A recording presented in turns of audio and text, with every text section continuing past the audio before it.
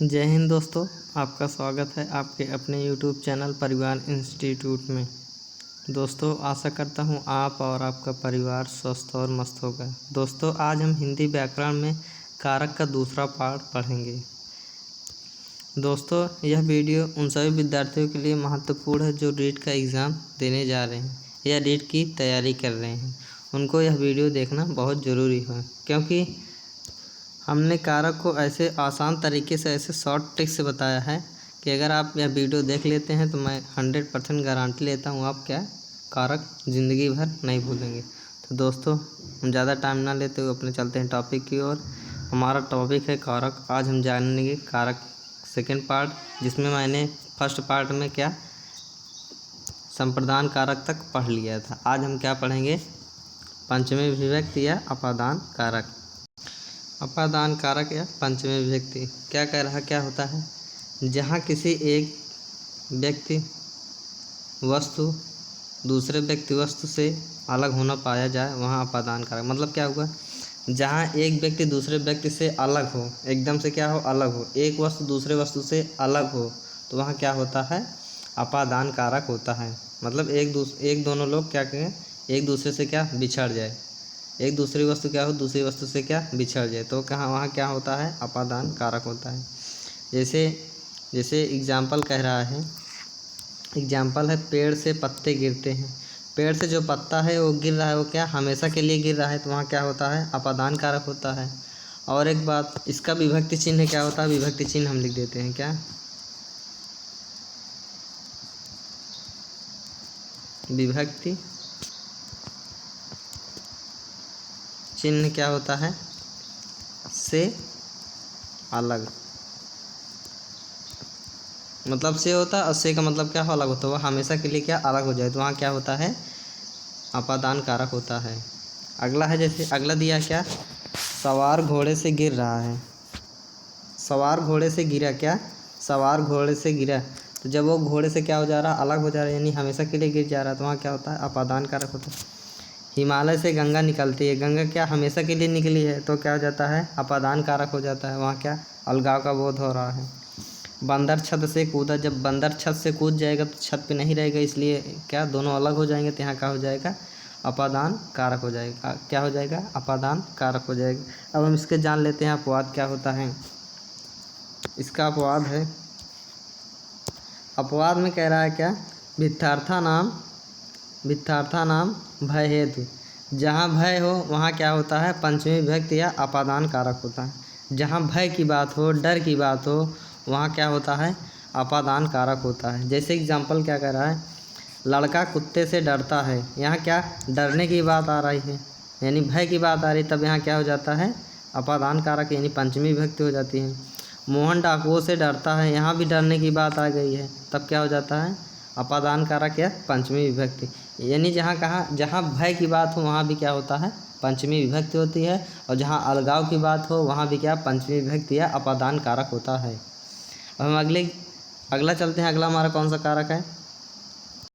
अगला कारक है हमारा संबंध कारक या षष्ठी विभक्ति। संबंध कारक को षष्ठी विभक्ति कहते हैं। ये क्या होता है, इसको भी हम जान लेते हैं। क्या कह रहा है, वाक्य में संज्ञा या सर्वनाम के जिस रूप से, क्या कह रहा है, वाक्य में संज्ञा या सर्वनाम के जिस रूप से किसी अन्य शब्द के साथ संबंध या लगाव प्रतीत हो, वहाँ क्या होता है? संबंध कारक होता है। क्या कह रहा है, किसी संज्ञा या सर्वनाम के जिस रूप से किसी अन्य शब्द के साथ संबंध या लगाव प्रतीत हो, वहाँ क्या होता है? संबंध कारक होता है। इसका जो विभक्ति चिन्ह होता है, क्या विभक्ति, इसका जो विभक्ति चिन्ह होता है क्या होता है? का की के, का की के, और क्या रा री रे ना नी ने, ये सब इसके क्या होते हैं? विभक्ति चिन्ह होते हैं। यानी क्या विभक्ति चिन्ह कौन सा होता है? का की के, ना नी ने, रा री रे। अगर ये भी शब्द अगर किसी वाक्य के बीच में आ रहे हैं, तब भी वो क्या हो जाता है? षष्ठी विभक्ति या संबंध कारक हो जाता है। जैसे हम एग्जाम्पल देख लेते हैं। एग्जाम्पल हमारा क्या कह रहा है, मोहन राजू का बेटा है। यहाँ क्या आया है? का आया है, इसलिए क्या हो जाएगा? षष्ठी विभक्ति या संबंध कारक हो जाएगा। और एक बात, यहाँ क्या लगाव की बात हो रहा है, यानी एक दूसरे क्या मोहन राजू का बेटा, यानी संबंध भी बता रहा है और लगाव भी, यानी क्या जो मोहन है वो क्या है राजू का ही बेटा, यहाँ क्या संबंध या लगाव भी बता रहा है, इसलिए क्या हो जाता है संबंध कारक या षष्ठी विभक्ति हो जाती है। अगला क्या कर रहा है, सीता ने राम की कलम चुराई, यहाँ क्या आया है की आई है, तो इसलिए क्या हो जाएगा ये संबंध कारक हो जाएगा। लगाव था इसीलिए तो कलम चुराई, इसलिए क्या हो गया ये संबंध कारक हो गया। एक एग्जाम्पल और क्या है, हरि के बाल बच्चे नहीं है, हरि के बाल बच्चे नहीं हैं, यहाँ भी क्या हो जाता है काकी के आए, इसलिए क्या हो जाता है संबंध कारक हो जाता है। और एक बात, यहाँ संबंध बता रहा है कि हरि के मतलब हरि के ही बारे में बता रहा है, हरि के संबंध के बारे में कि उसके बाल बच्चे नहीं, इसलिए क्या हो जाता है यह षष्ठी विभक्ति या संबंध कारक हो जाता है। इसका अपवाद देख लेते हैं, इसका अपवाद क्या होता है। इसका अपवाद क्या कह रहा है, जहाँ तुलना के आधार पर किसी को श्रेष्ठ बताया जाए वहाँ संबंध कारक होता है। जहाँ श्रेष्ठता की बात हो वहाँ क्या होता है संबंध कारक होता है, वहाँ क्या होता है संबंध कारक या षष्ठी विभक्ति होता है। जैसे कह रहा है एग्जाम्पल में क्या कह रहा है, कवियों में कालिदास श्रेष्ठ है, क्या कह रहा है कवियों में कालिदास क्या है श्रेष्ठ है, श्रेष्ठता की बात हो रहा है, इसलिए क्या हो जाता है ये संबंध कारक हो जाता है। अगला क्या कह रहा है, बालकों में कल्लू चतुर है, चतुराई की बात यानी श्रेष्ठता की बात हो रहा है, इसलिए क्या हो जाता है संबंध कारक हो जाता है। दोस्तों अगर आप हमारे चैनल में नए हैं तो चैनल को ज़रूर सब्सक्राइब करें और वीडियो को पूरा देखने के बाद कमेंट के माध्यम से ज़रूर बताएं हमारा वीडियो आप लोगों को कैसा लगा, और घंटी दबाना ना भूलें ताकि नोटिफिकेशन आप लोगों को बहुत जल्द पहुँचे। चलते हैं अगले कारक की ओर। अगला कारक हमारा क्या है सप्तमी विभक्ति या अधिकरण कारक। क्या है अधिकरण कारक या सप्तमी, अधिकरण कारक को ही क्या कहते हैं सप्तमी विभक्ति कहते हैं। इसमें क्या दिया है, वाक्य में जिससे क्रिया के आधार का पता चलता है उसे क्या कहते हैं अधिकरण कारक कहते हैं। मतलब क्या, जिससे क्रिया के आधार का पता चलता है उसे क्या कहते हैं अधिकरण कारक कहते हैं या सप्तमी विभक्ति कहते हैं। जैसे एग्जाम्पल हम देख लेते हैं, एग्जाम्पल के थ्रू बताते हैं। और इसका विभक्ति चिन्ह क्या होता है में पर होता है। क्या विभक्ति चिन्ह भी आप जान लीजिए क्या होता है, इसका विभक्ति चिन्ह क्या होता है, विभक्ति चिन्ह क्या होता है में पर। अगर किसी वाक्य में पर आ रहा है तभी वो क्या हो जाता है अधिकरण कारक हो जाता है। क्या अधिकरण कारक, अगर किसी वाक्य में पर आ रहा है तो वहाँ अधिकरण कारक हो जाता है। चलिए हम चलते हैं एग्जाम्पल की तरफ, हम एग्जाम्पल जान लेते हैं। हमारा एग्जाम्पल क्या है, एग्जाम्पल कह रहा है साइकिल फर्श पर खड़ी है। क्या कह रहा है साइकिल फर्श पर खड़ी है, यानी क्या जो खड़ी है वो किस पे खड़ी है फर्श पर, यानी उसका आधार क्या है फर्श है, और क्या पर क्या है उसका विभक्ति चिन्ह है। तो ये क्या फर्श से भी हम जान लेंगे क्या है हमारा सप्तमी विभक्ति या अधिकरण कारक, और क्या पर से भी हम जान लेंगे क्या है ये सप्तमी विभक्ति या अधिकरण कारक। मतलब विभक्ति चिन्ह से भी जान लेंगे हम और क्या आधार से भी जान लेंगे हम कि ये अधिकरण कारक है। यानी फर्श हमारा क्या हो जा रहा है आधार हो जा रहा है, और आधार पर ही क्या साइकिल क्या है खड़ी है, इसलिए क्या हो जाता है हमारा अधिकरण कारक हो जाता है। अगला एग्जाम्पल क्या कह रहा है, बिल्ली छत पर बैठी है, पर क्या है हमारा विभक्ति चिन्ह है, तो इसलिए क्या हो जाता है अधिकरण कारक हो जाता है। छत पे है, छत हमारा क्या हो जा रहा है आधार हो जा रहा है, छत हमारा क्या हो जा रहा है आधार हो जा रहा है, इसलिए क्या है ये अधिकरण कारक है। अगला क्या कर रहा है, लड़की घर में नहा रही है, लड़की घर में नहा रही है, तो में क्या हो जाता है हमारा विभक्ति चिन्ह हो जाता है। क्या विभक्ति चिन्ह या कारक चिन्ह हो जाता है।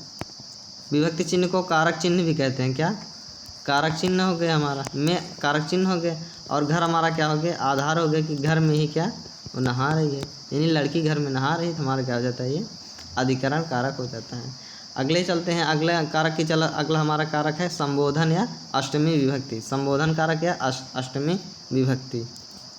संबोधन कारक या अष्टमी विभक्ति क्या होता है जान लेते हैं। किसी को बुलाने, सचेत करने, आश्चर्य व्यक्त करने के अर्थ में क्या होता है संबोधन कारक होता है। अगर किसी वाक्य में किसी को बुलाने की बात हो तब भी वहाँ क्या होता है संबोधन कारक होता है। और किसी को सचेत करने की बात हो तब भी वहाँ क्या होता है, संबोधन कारक होता है। किसी को आश्चर्य यानी आश्चर्य की बात हो तब भी वहाँ क्या होता है, संबोधन कारक होता है। जैसे एग्जाम्पल में इसका जो वो होता है, इसका जो विभक्ति चिन्ह होता है, क्या विभक्ति जो चिन्ह होता है उस वो क्या होता है, विभक्ति चिन्ह क्या होता है, हे हो अरे। हे हो अरे ये क्या होता है, हमारा विभक्ति चिन्ह होता है। और यहाँ क्या ये वाला चिन्ह लगा रहता है, ये सब क्या होता है, विभक्ति चिन्ह होता है। जैसे एग्जाम्पल में दिया, एग्जाम्पल हम देख लेते हैं तब ज़्यादा समझ में आया है। एग्जाम्पल क्या कह रहा है, हे राम यहीं आओ। ये क्या हो रहा है, बुलाने की बात हो रहा है, इसलिए क्या हो रहा है, संबंध कारक है। और एक बात, विभक्ति चिन्ह हमारा क्या है, हे है, इसलिए भी क्या है, संबोधन कारक है। क्या विभक्ति चिन्ह इसलिए क्या है, संबोधन कारक है। और बुलाने की बात है तब भी क्या है, संबोधन कारक है। अगला क्या कह रहा है, अरे भारत मैच जीत गया। यहाँ क्या सचेत की बात हो रही, इसलिए क्या हो जाता है, संबोधन कारक हो जाता है। और क्या विभक्ति चिन्ह क्या आया है, अरे, इसलिए क्या हो जाता है, संबोधन कारक हो जाता है। अगला एग्जाम्पल, हे ईश्वर मेरी रक्षा करना। यहाँ क्या है, प्रार्थना की बात आ रही है। यहाँ क्या प्रार्थना या मनोकामना की बात आ रही है, इसलिए क्या हो जाता है, संबोधन कारक हो जाता है। और क्या बात, हे आया है, इसलिए क्या हो जाता है, संबोधन कारक हो जाता है। तो दोस्तों आशा करता हूँ आपको यह वीडियो ज़रूर पसंद आया है। अगर पसंद आया है तो लाइक कीजिए, शेयर कीजिए और हमारे चैनल को सब्सक्राइब ज़रूर कीजिए और वीडियो को पूरा देखने के बाद कमेंट के माध्यम से ज़रूर बताइए हमारा वीडियो आप लोगों को कैसे लगा। धन्यवाद दोस्तों।